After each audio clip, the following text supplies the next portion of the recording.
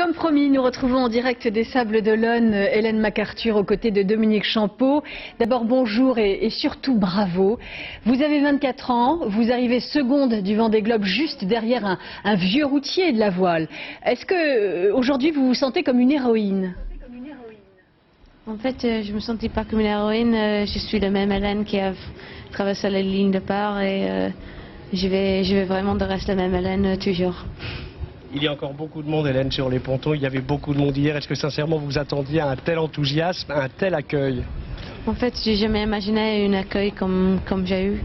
J'ai vraiment senti quand j'ai fait le dernier coup de port que c'était pas moi qui tout le monde était en train de regarder, mais il y avait quelqu'un derrière parce que c'était vraiment fort et des fois tu comprends pas pourquoi en fait.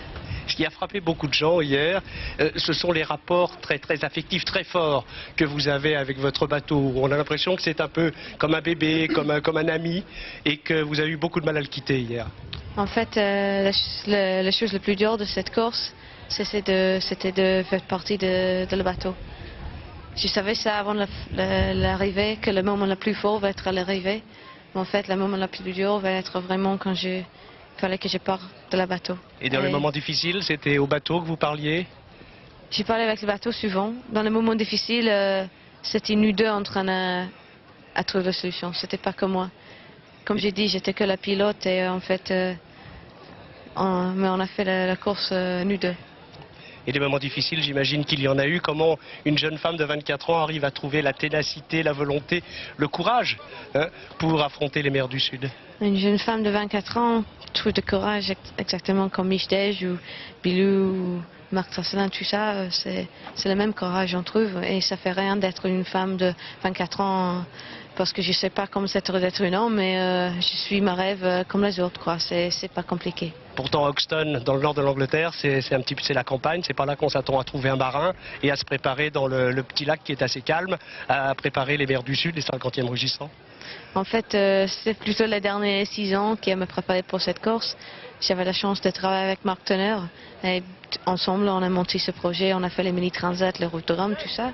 Et finalement le Vendée Globe, c'est vraiment un rêve réalisé, c'est génial.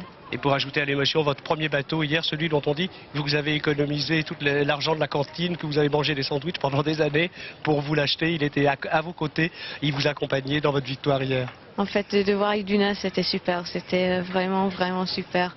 Et je suis hâte de faire naviguer encore avec lui. Hélène MacArthur. Beaucoup d'émotions. Et Hélène MacArthur, une dernière question, parce qu'on a envie de mieux vous connaître. Qui vous a transmis cette passion de la voile? Je pense que cette passion de la voile a venu un peu lui-même. Je pense que c'était déjà dans ma sang. J'avais eu ces rêves depuis j'avais 8, 9, 10 ans. Et je pense que l'énergie, ça vient moitié de moi, mais moitié de tout le monde qui m'a suivi, tout le monde qui m'a aidé, et toute l'équipe qui a aidé à faire préparer ce joli bateau. C'est vraiment, c'est pas que moi, c'est l'équipe. Eh bien, merci à vous, bravo à cette équipe et bravo aussi à Desjoyaux.